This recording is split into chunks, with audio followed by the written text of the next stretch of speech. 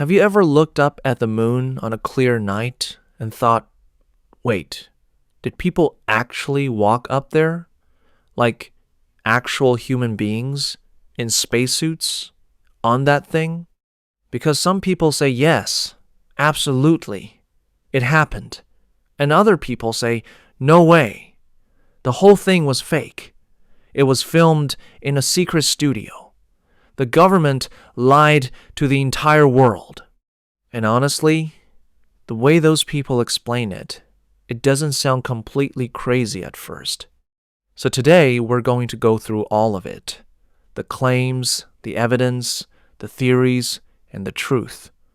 And by the end, you're going to feel like you really know this story inside and out.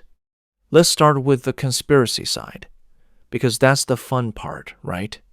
The idea that the moon landing was faked really took off in 1976, about 7 years after the landing itself, when a man named Bill Kaysing published a small self-published book called We Never Went to the Moon, America's $30 billion swindle. Now, Kaysing wasn't a scientist. He wasn't an astronaut. He was a technical writer who had worked at a company that built rocket engines for NASA. But he came out and said it loudly and clearly. NASA didn't have the technology to actually land on the moon. So they faked the whole thing, filmed it in secret, broadcast it to the world, and everyone believed it. Now, why did people actually listen to this guy? Because of timing. His book came out right after two massive government scandals, the Vietnam War, where the government had lied to the public about how badly things were going, and Watergate, where President Nixon got caught in a huge cover-up and had to resign. Americans were angry. They felt lied to. So when Kaysing showed up and said, hey, what if they lied about this too? People were in exactly the right mood to believe him.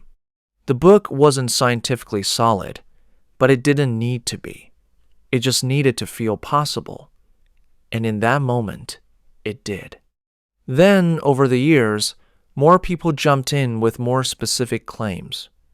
Here's where it gets really interesting. The first and most famous piece of evidence that conspiracy theorists point to is the flag. In the video footage and photos from the Apollo 11 moon landing, you can see the American flag appears to be waving, flapping a little, moving. But here's the thing. There's no air on the moon. No atmosphere at all. So how is a flag moving in a place where wind literally cannot exist? To a lot of people, this looked like clear proof the whole scene was shot in a studio somewhere with air conditioning blowing. And, okay, fair question. It genuinely looks that way. But here's the real explanation. NASA actually thought about this problem before the mission. They knew that if they planted a normal flag on the moon, it would just hang completely limp and flat with no wind to hold it out. That would look pretty sad on camera. So they designed a special flag with a horizontal rod sewn along the top to keep it spread out and visible.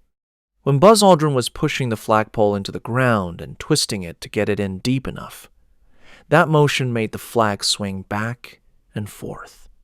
And because the moon has very weak gravity and zero air to slow things down, that swinging motion lasted a little longer than it would on Earth. But if you watch the full footage, not just the clip that gets shared online, the flag stops moving completely once the astronauts stop touching it. It never waves again, because there's no wind. Ever. Okay, next claim. The stars. Look at any photo taken on the lunar surface, and the sky is totally black. No stars. Not a single one. Now, think about this. The moon has no atmosphere, no clouds, nothing blocking the view. From the moon's surface, you should be able to see stars more clearly than from anywhere on Earth. So conspiracy theorists say NASA simply couldn't fake a realistic-looking starry sky, so they just left it black and hoped nobody noticed. Here's the real answer. And it's actually just basic camera knowledge. On the moon, the astronauts, their suits, and the entire lunar surface are all lit up by direct, intense sunlight. To take a clear photo of something that bright, your camera needs a very fast shutter speed and a small aperture, basically the settings you'd use for a sunny day at the beach. Those settings are perfect for capturing bright objects. But stars are extremely faint. To capture stars, you'd need a very slow shutter speed and a wide-open lens. You simply cannot have both at the same time. If they had set the camera to show stars, the astronauts and the surface would have been completely washed out overexposed white blobs. This is the same reason you can't see stars in any daytime photo taken from Earth. It's not a conspiracy. It's just photography. Then there's the shadows. In several photos from the moon, shadows cast by different objects seem to go in different directions. If the sun is the only source of light, shouldn't all shadows be parallel? Shouldn't they all point the same way?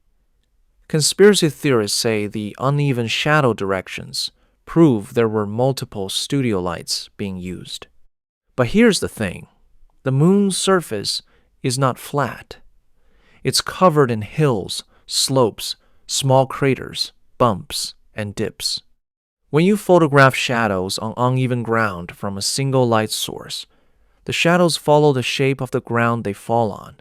Some go left, some go right, some go up a slope, and some go down. You can reproduce this exact effect yourself with a flashlight and some crumpled paper. One light, many shadow directions, perfectly explainable. Now we get to one of the more serious-sounding arguments, the Van Allen radiation belts. This one gets brought up a lot because it sounds very scientific and very scary. The Van Allen belts are two huge zones of high-energy radiation that surround the Earth like invisible rings. They're made of charged particles from the sun that got trapped by Earth's magnetic field. The argument is, to get to the moon, the astronauts had to pass through these belts, and the radiation in there is powerful enough to kill a person. So either they never actually passed through, or they did and were secretly killed by radiation and NASA covered it up. This was actually a real concern before the missions. Scientists genuinely worried about this. It wasn't something they ignored. What NASA did was carefully plan the spacecraft's flight path to pass through the thinnest, least dangerous sections of the belts as fast as possible. The spacecraft also had an aluminum hull that provided shielding. They scheduled the missions during periods of low solar activity, and every single astronaut wore a dosimeter, a small device that measures exactly how much radiation your body receives. The measurements showed that the total radiation the astronauts received during the entire mission was roughly equal to what a nuclear power plant worker is legally allowed to receive in a full year. Uncomfortable, yes, but not lethal. Survivable. And here's the thing that really kills this argument. The scientist who actually discovered the Van Allen belts, a man named James Van Allen himself, publicly said that the claims about fatal radiation levels were wrong. The man who literally found those belts said the astronauts were fine.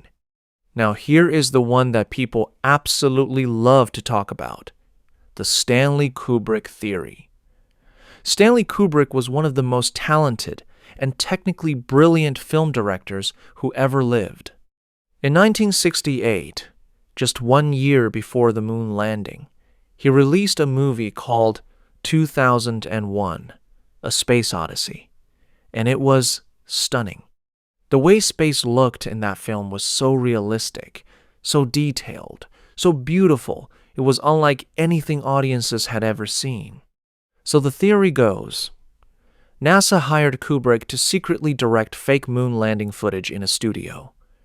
After all, if anyone could make space look real, it was him. It's a great story, very cinematic. There's even a fake documentary that went around the internet using an actor pretending to be Kubrick, in which Kubrick supposedly confesses to filming the whole thing. People share that video everywhere. The problem? That documentary was itself a hoax. The man in the interview was not Stanley Kubrick. It was a made-up confession from a fake interview using an actor. In other words, they faked the fake confession, which is kind of amazing if you think about it. And look at the actual moon landing footage. It's grainy, it's shaky. The lighting is harsh and simple. Just one big light source, the sun, with no fill lights or softboxes or anything that professional filmmakers use. If Kubrick had actually directed it, with his obsessive attention to detail and his enormous talent, it would have looked a whole lot better than that. The man spent over a year on a single film. You're telling me he would have handed in wobbly, overexposed footage? Kubrick would never. Some theorists also say that the famous 3 astronauts who died in the Apollo 1, Fire, Gus Grissom, Ed White, and Roger Chaffee, were actually killed by the government because they were about to speak out and reveal that the program was a fraud. This is one of the darker theories, and it's also one of the least supported. The fire happened during a training exercise on the ground. It was a genuine, terrible accident caused by a faulty hatch design and the use of pure oxygen inside the capsule. It was a tragedy that actually almost killed the entire program. NASA stopped everything and spent over a year redesigning the spacecraft. If the government wanted to silence these men, shutting down the program for a year and attracting enormous public attention to the accident is a very strange way to do it. Now, here's the question that should settle all of this. How many people would have had to be in on the conspiracy for this to actually work? Think about it. The Apollo program employed around 400,000 people. Engineers, rocket scientists, mathematicians, doctors, suit designers, mission controllers, tracking station operators, contractors from thousands of different companies across the entire country. Every one of those people was building real hardware, testing real systems, writing real code. For the landing to have been faked, either every single one of them knew and chose to lie about it forever, or they were all somehow doing real work that was secretly attached to a fake mission without knowing it. And then there's the most important group of all, the Soviet Union, America's biggest rival. The country with the strongest possible reason to expose a fake moon landing and humiliate the United States in front of the whole world. The Soviets had their own space program, racing to beat America to the moon. They had powerful radio tracking stations monitoring every single Apollo mission in real time. Their own scientists were watching. Their own government was listening. If there had been any sign that the landing was staged, any gap in the signal, any inconsistency in the communications, anything at all, they would have announced it to the world immediately. It would have been the greatest propaganda victory in the history of the Cold War. They never said a word, because they tracked the missions themselves. They heard the astronauts. They saw what happened.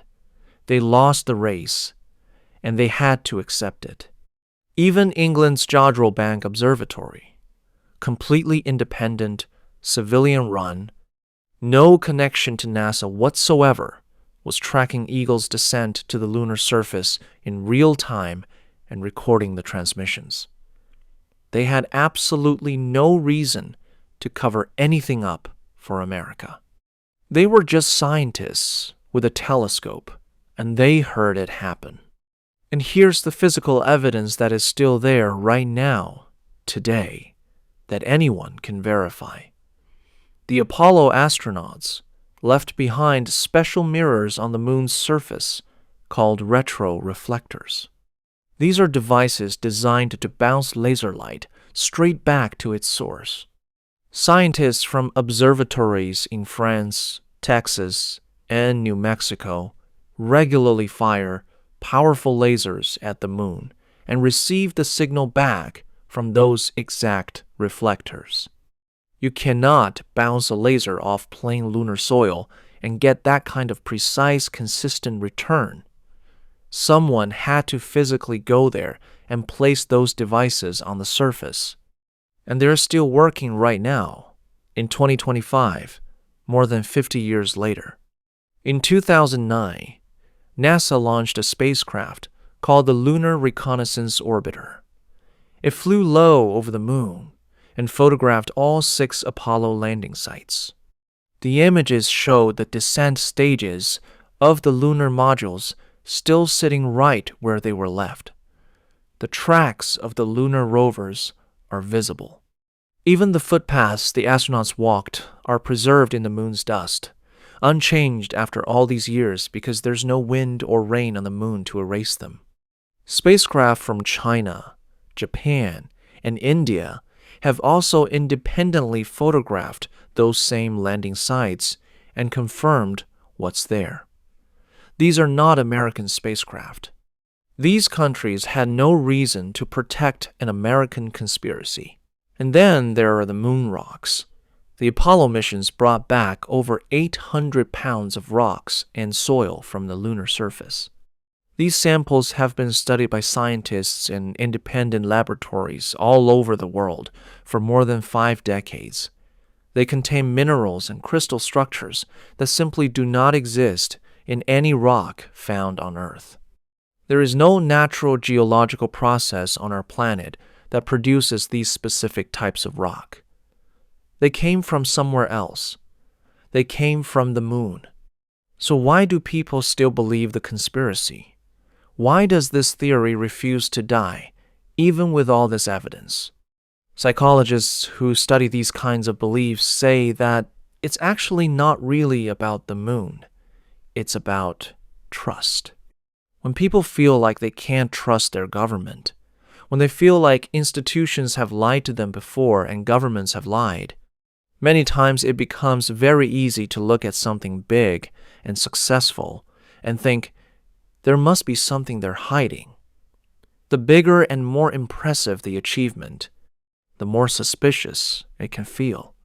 Add in the internet, where anyone can make a convincing-looking video with a lot of dramatic music, and a theory can travel to millions of people before a scientist has even sat down to write a rebuttal.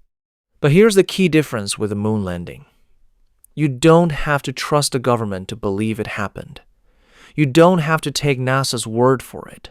The retroreflectors are still up there. Scientists in France are bouncing lasers off them right now. The landing sites have been photographed by spacecraft from countries that had every reason to be suspicious of America. The moon rocks are in museums and universities you can actually visit. The Soviet Union, the most motivated enemy America ever, had watched the whole thing and never once called it fake. The moon landing happened 6 times between 1969 and 1972.